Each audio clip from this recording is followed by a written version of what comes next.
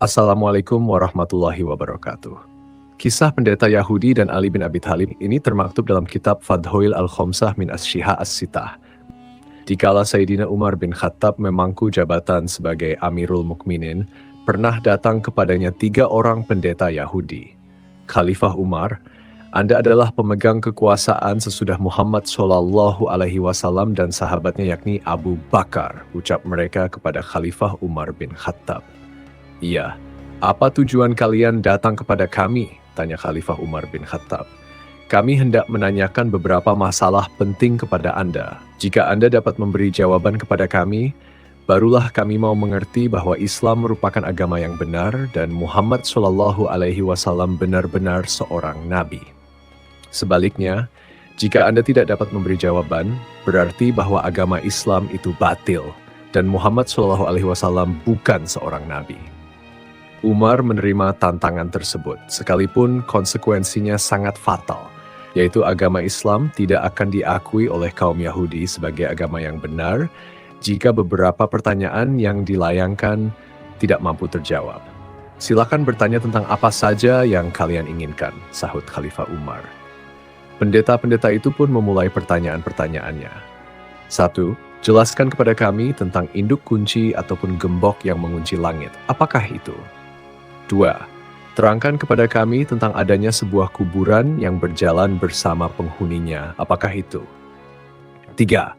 Tunjukkan kepada kami tentang suatu makhluk yang dapat memberi peringatan kepada bangsanya, tetapi ia bukan manusia dan bukan jin.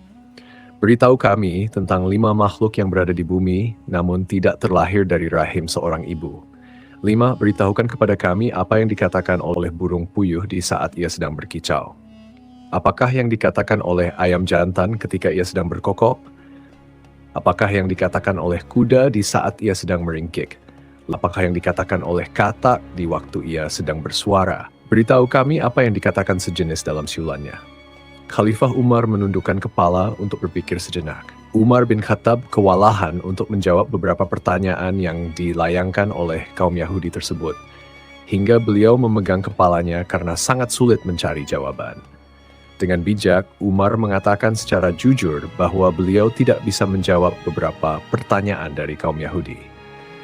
Mendengar jawaban Khalifah Umar seperti itu, pendeta-pendeta Yahudi berdiri melonjak-lonjak kegirangan sambil berkata, "Sekarang kami bersaksi bahwa Muhammad memang bukan seorang nabi dan agama Islam itu adalah batil." Pada waktu itu, para sahabat yang membersamai Umar tidak terima dengan pernyataan yang disampaikan oleh kaum Yahudi.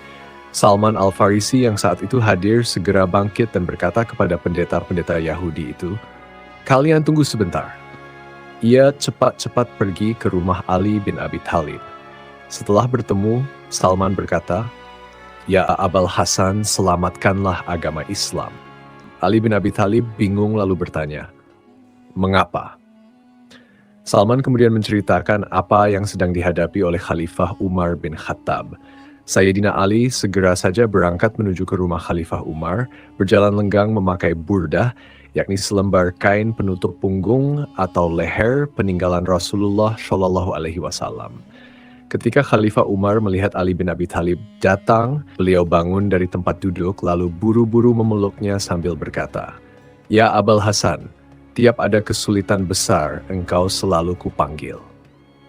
Setelah berhadap-hadapan dengan para pendeta yang sedang menunggu-nunggu jawaban itu, Ali bin Abi Thalib berkata, "Silakan kalian bertanya tentang apa saja yang kalian inginkan. Rasulullah SAW sudah mengajarku 1000 macam ilmu, dan tiap jenis dari ilmu-ilmu itu mempunyai 1000 macam cabang ilmu." Pendeta-pendeta Yahudi itu lalu mengulangi pertanyaan mereka. Sebelum menjawab, Ali bin Abi Thalib berkata, "Aku ingin mengajukan satu syarat kepada kalian, yaitu jika ternyata aku nanti sudah menjawab pertanyaan-pertanyaan kalian sesuai dengan yang ada di dalam Taurat, kalian harus bersedia memeluk agama kami dan beriman." "Oh iya, baik," jawab mereka. "Sekarang tanyakanlah satu demi satu," kata Ali bin Abi Thalib. Mereka mulai bertanya, apakah induk kunci atau gembok yang mengunci pintu-pintu langit? Ali bin Abi Thalib menjawab, kunci penutup langit adalah syirik kepada Allah. Alasannya, jika seorang hamba menyekutukan Allah, maka amalnya tidak akan terangkat ke langit alias tidak diterima. Para pendeta Yahudi itu bertanya lagi, anak kunci apakah yang dapat membuka pintu-pintu langit?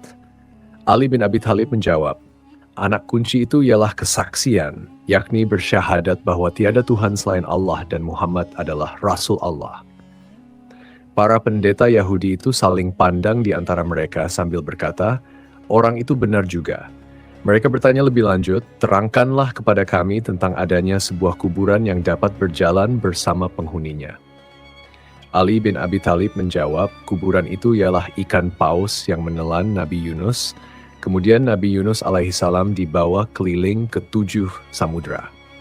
Pendeta-pendeta itu meneruskan pertanyaannya lagi. Jelaskan kepada kami tentang makhluk yang dapat memberi peringatan kepada kaumnya, tetapi makhluk itu bukan manusia dan bukan jin. Ali bin Abi Thalib menjawab, makhluk itu ialah semut Nabi Sulaiman putra Nabi Daud alaihissalam. Semut itu berkata kepada kaumnya, hai para semut, masuklah ke dalam tempat kediaman kalian agar tidak diinjak-injak oleh Sulaiman dan pasukannya dalam keadaan mereka tidak sadar. Para pendeta Yahudi itu meneruskan pertanyaannya, beritahukan kepada kami tentang 5 jenis makhluk yang berjalan di atas permukaan bumi, tetapi tidak satu pun di antara makhluk-makhluk itu yang dilahirkan dari rahim induknya. Ali bin Abi Thalib menjawab, 5 makhluk itu ialah, pertama Nabi Adam, kedua Hawa, ketiga unta Nabi Syalih, keempat domba Nabi Ibrahim, dan kelima tongkat Nabi Musa yang menjelma menjadi seekor ular. Pendeta-pendeta itu bertanya lagi, beritahukan kepada kami apa yang dikatakan oleh burung puyuh di saat ia sedang berkicau.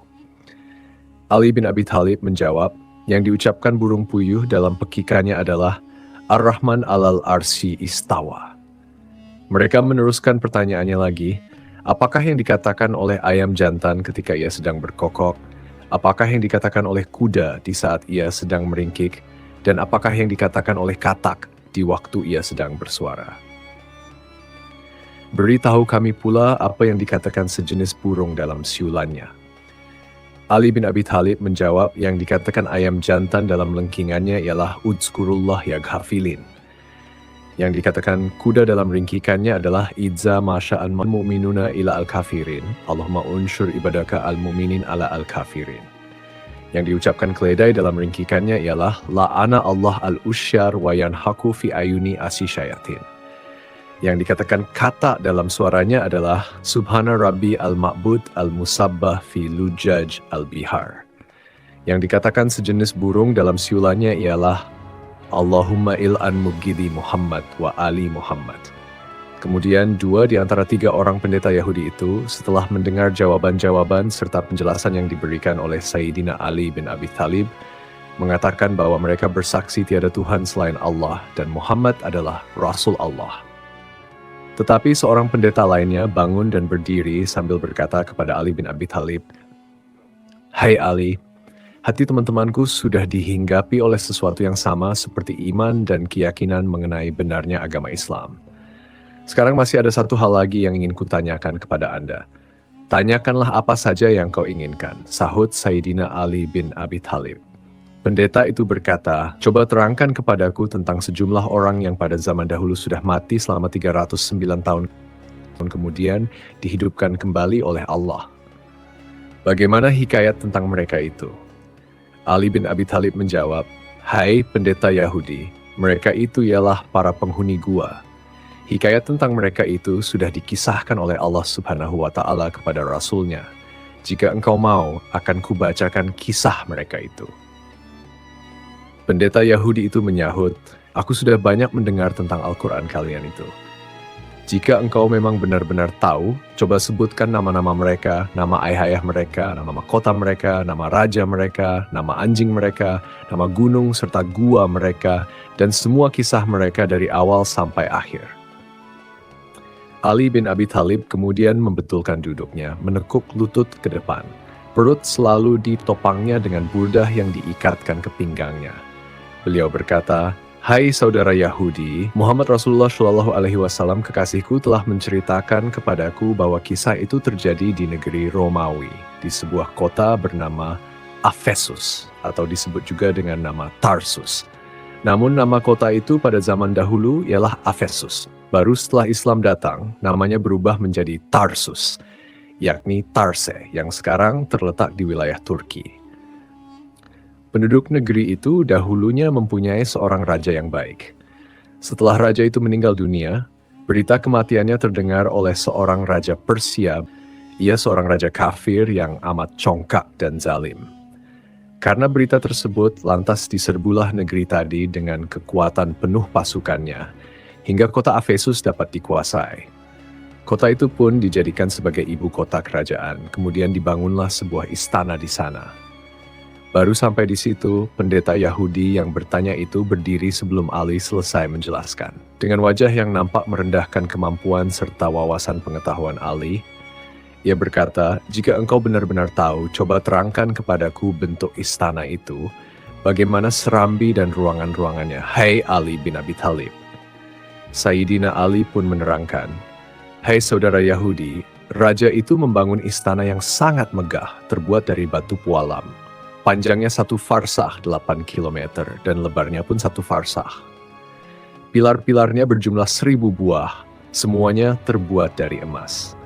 Lampu-lampu penerangan berjumlah 1000 buah dan semuanya terbuat dari emas. Lampu-lampu itu bergelantungan pada rantai-rantai yang terbuat dari perak. Tiap malamnya api dinyalakan dengan sejenis minyak yang harum baunya. Di sebelah timur serambi dibuat lubang-lubang cahaya sebanyak 100 buah. Demikian pula di sebelah baratnya, sehingga matahari sejak terbit hingga terbenam selalu dapat menerangi serambi." Raja itu pun membuat sebuah singgasana dari emas, panjangnya 80 hasta dan lebarnya 40 hasta. Di sebelah kanannya tersedia 80 buah kursi, semuanya terbuat dari emas. Disitulah para hulu balang kerajaan duduk. Di sebelah kirinya juga disediakan 80 buah kursi yang terbuat dari emas untuk tempat duduk para menteri dan para pejabat tinggi lainnya. Raja duduk di atas singgasana dengan mengenakan mahkota indah di atas kepalanya. Sampai di situ, pendeta yang bersangkutan berdiri lagi sambil berkata, "Jika engkau benar-benar tahu, coba terangkan kepadaku dari apakah mahkota itu dibuat." Dengan tetap tenang, Ali bin Abi Thalib menjelaskan, "Wahai saudara Yahudi, mahkota raja itu terbuat dari kepingan-kepingan emas berkaki 9 buah. Dan tiap kakinya bertaburan mutiara yang memantulkan cahaya kesana bintang-bintang menerangi kegelapan malam. Raja itu juga mempunyai 50 orang pelayan terdiri dari anak-anak para hulu balang. Semuanya memakai selempang dan baju sutra berwarna merah. Celana mereka juga terbuat dari sutra berwarna hijau dan semuanya dihias dengan gelang-gelang kaki yang sangat indah.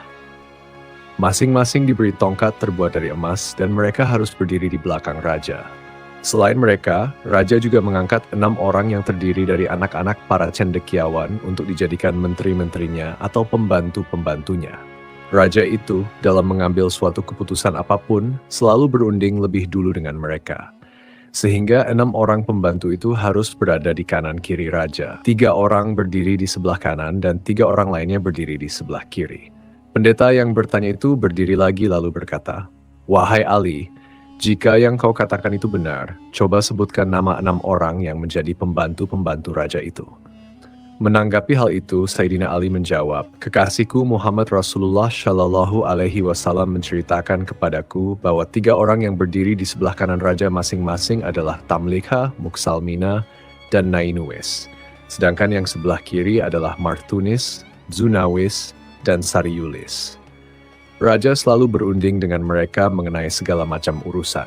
Setiap hari ketika raja duduk di serambi istana, selalu dikerumuni oleh semua hulu balang dan para punggawanya. Masuklah 3 orang pelayan menghadap raja. Seorang di antaranya membawa piala emas penuh berisi wewangian murni. Seorang lagi membawa piala perak penuh berisi air sari bunga, sedangkan yang seorang lagi membawa seekor burung. Orang yang membawa burung ini kemudian mengeluarkan suara sebagai isyarat. Lantas burung tersebut terbang di atas piala yang berisi air sari bunga.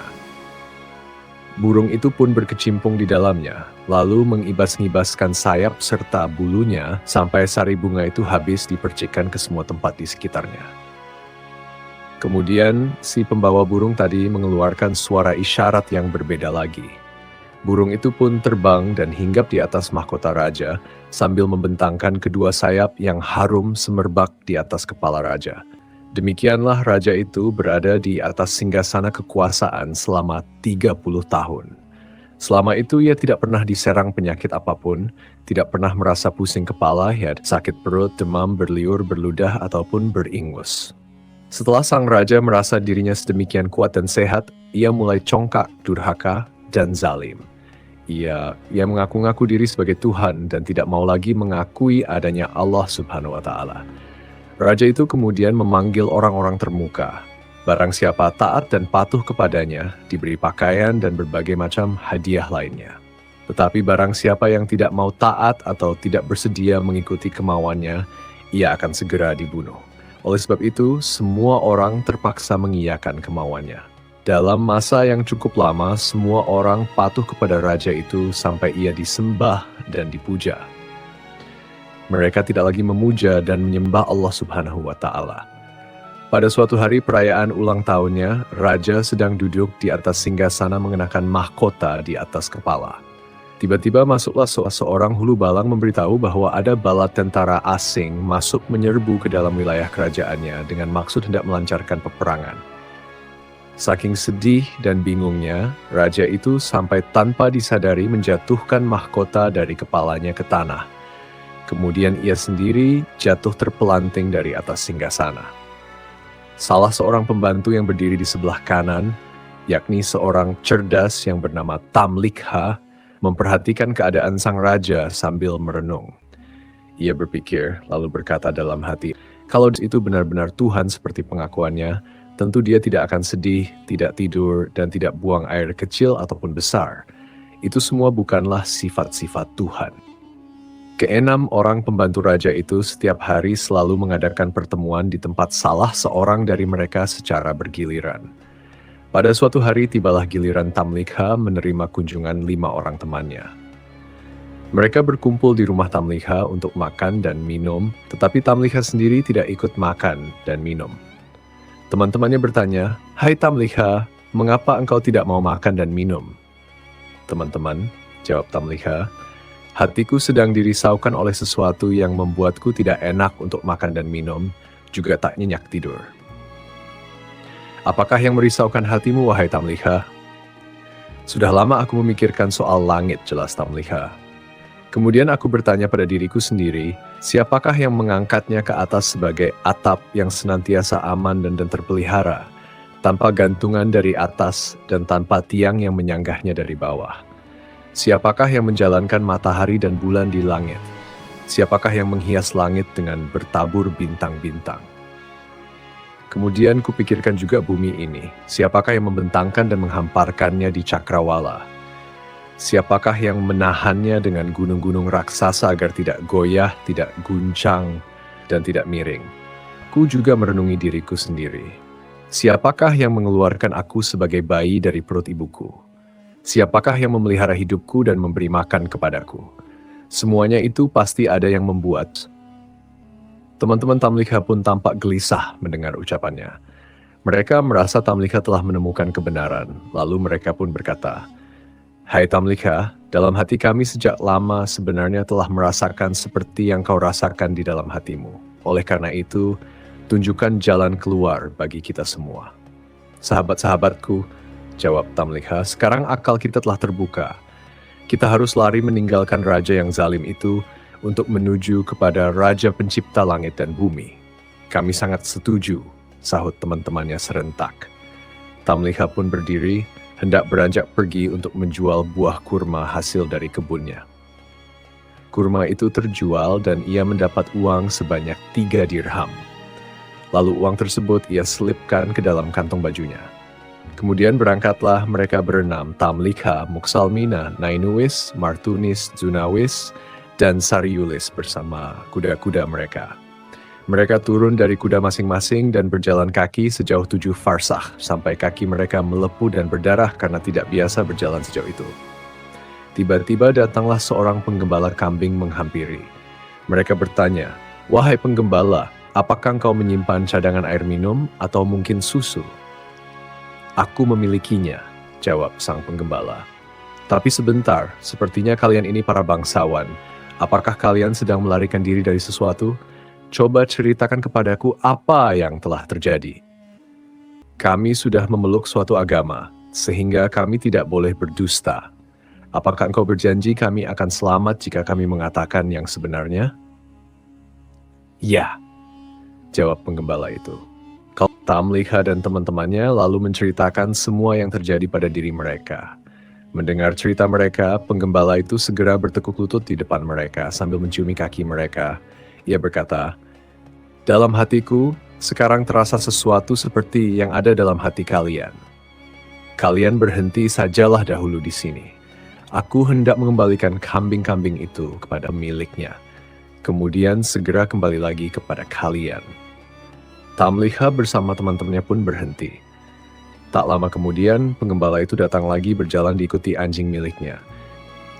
Kala sedang asik-asiknya Ali bin Abi Thalib bercerita, si Rabi Yahudi itu terhenyak berdiri lagi sambil berkata, "Sebentar Ali, jika engkau benar-benar tahu, coba sebutkan nama penggembala itu, serta berwarna apakah anjing itu dan siapa namanya." "Saudara Yahudi," kata Ali bin Abi Thalib meyakinkan, "Rasulullah menceritakan kepadaku nama penggembala itu adalah Falyastat Yunis. Anjing itu berwarna kehitam-hitaman dan bernama Kithmir atau Himran." Ketika 6 orang pelarian itu melihat seekor anjing, masing-masing saling berkata kepada temannya, "Kita khawatir kalau anjing itu nantinya akan membongkar rahasia kita."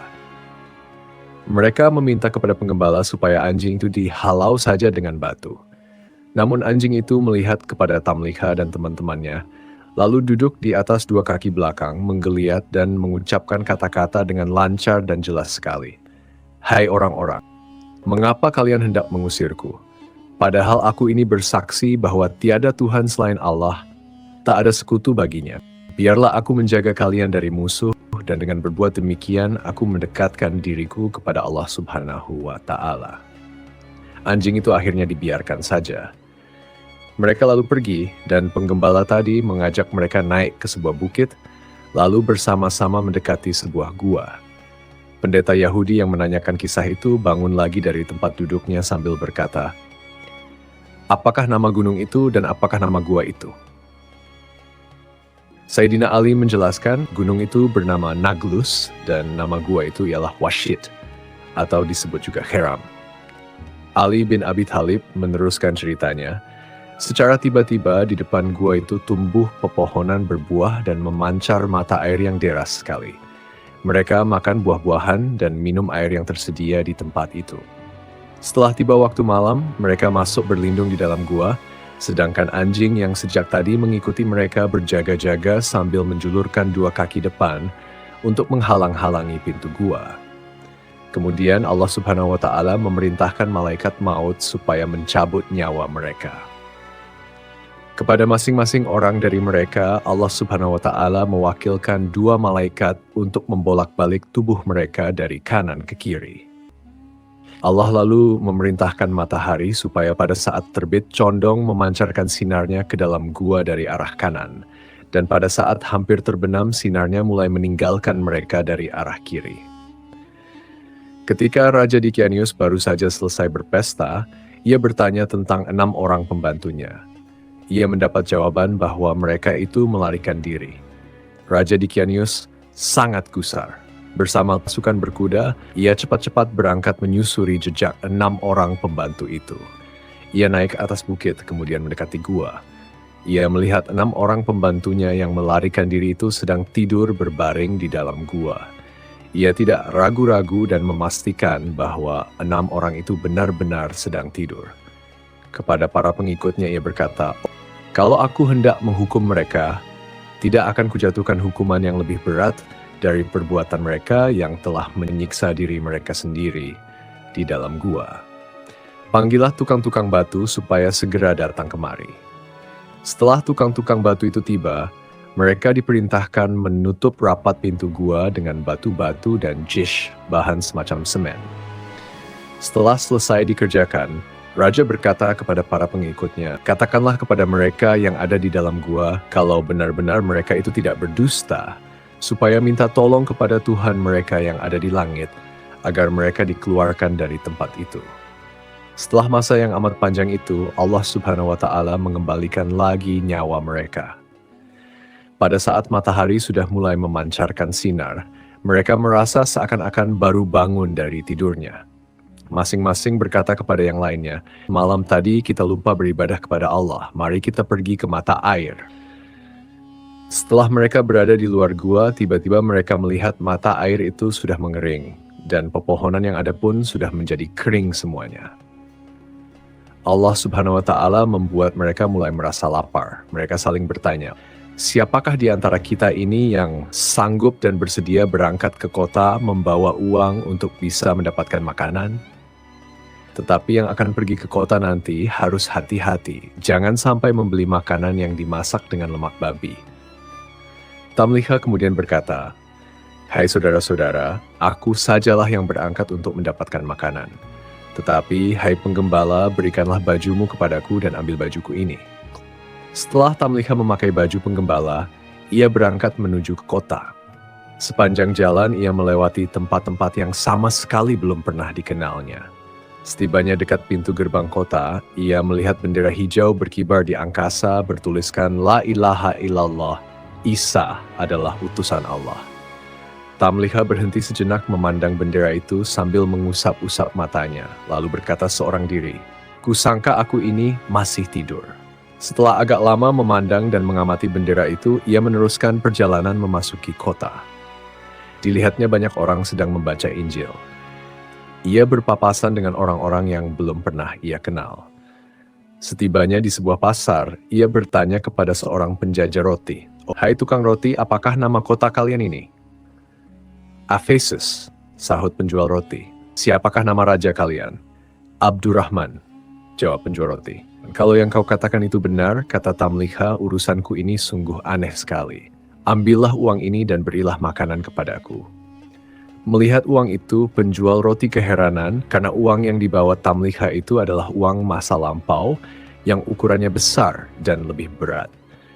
Pendeta Yahudi yang bertanya itu kemudian berdiri lagi lalu berkata kepada Ali bin Abi Thalib, "Ahli, kalau benar-benar engkau mengetahui, coba terangkan kepadaku berapa nilai uang lama itu dibandingkan dengan uang baru."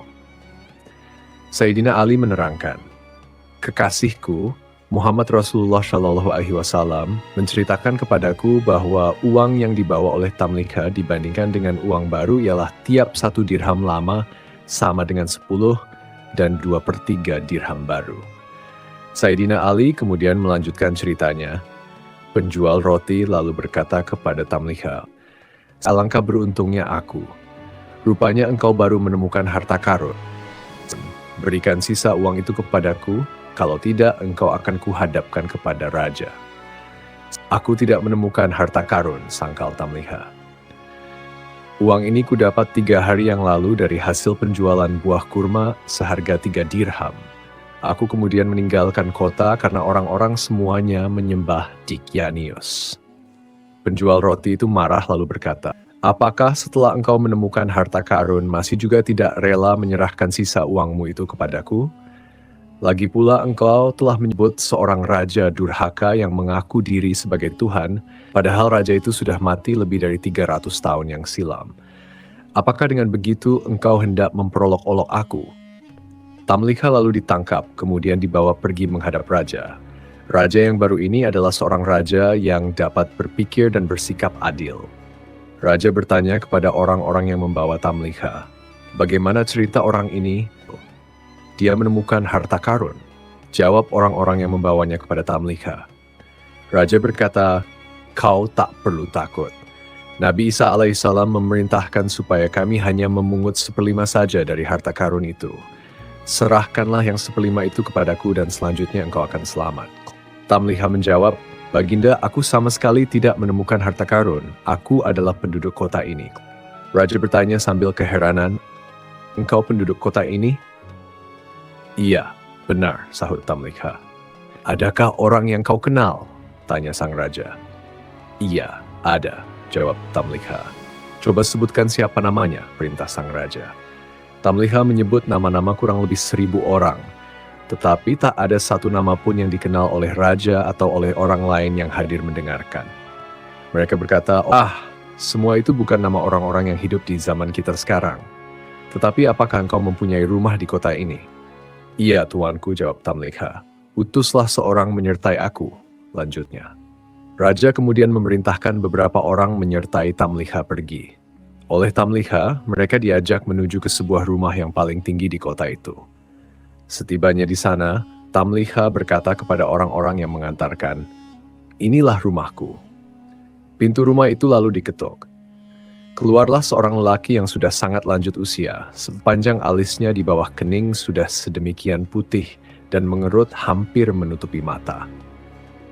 Karena sudah terlampau tua, ia terperanjat ketakutan lalu bertanya kepada orang-orang yang datang, "Kalian ada perlu apa?"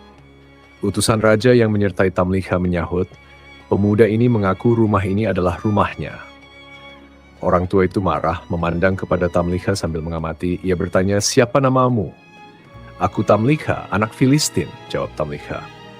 Orang tua itu lalu berkata, "Coba ulangi lagi." Tamliha menyebut lagi namanya. Tiba-tiba orang tua itu bertekuk lutut di depan kaki Tamliha sambil berkata, "Ini adalah datukku."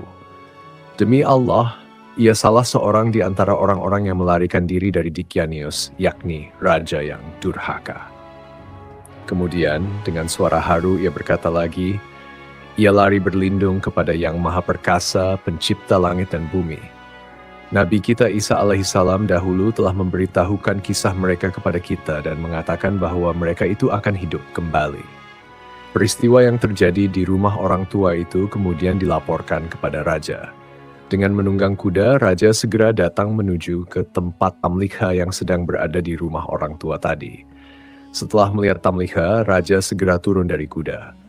Oleh raja, Tamliha diangkat ke atas pundak, sedangkan orang banyak beramai-ramai menciumi tangan dan kaki Tamliha sambil bertanya-tanya, "Tamliha, bagaimana keadaan teman-temanmu?" Kepada mereka, Tamliha memberitahu bahwa semua temannya masih berada di dalam gua. Pada masa itu, kota Efesus diurus oleh 2 orang bangsawan istana, seorang beragama Islam dan seorang lainnya beragama Nasrani. 2 orang bangsawan itu bersama pengikutnya masing-masing pergi membawa Tamliha menuju ke gua. Demikian Sayyidina Ali melanjutkan ceritanya. Teman-teman Tamliha semuanya masih berada di dalam gua.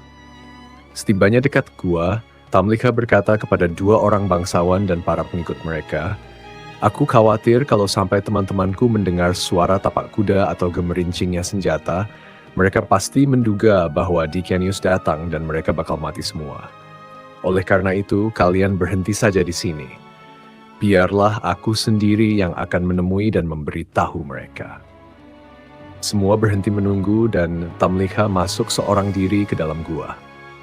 Melihat Tamliha datang, teman-temannya berdiri kegirangan dan memeluk Tamliha kuat-kuat. Mereka berkata, "Puji dan syukur bagi Allah yang telah menyelamatkan dirimu dari Dicanius." Tamliha menukas, "Ada urusan apa dengan Dicanius? Tahukah kalian sudah berapa lamakah kalian tinggal di sini?" "Kami tinggal sehari atau beberapa hari saja," jawab mereka. "Tidak," sangkal Tamliha, "kalian sudah tinggal di sini selama 309 tahun. Dicanius sudah lama meninggal dunia. Generasi demi generasi sudah berganti, dan penduduk kota itu sudah beriman kepada Allah yang Maha Agung. Mereka sekarang datang untuk bertemu dengan kalian." "Silakan, hai teman-teman," ujar Tamliha. "Apakah engkau hendak menjadikan kami ini orang-orang yang menggemparkan seluruh jagat?" "Lantas, apa yang kalian inginkan?" Tamliha balik bertanya. "Angkatlah tanganmu ke atas, dan kami pun akan berbuat seperti itu juga," jawab mereka.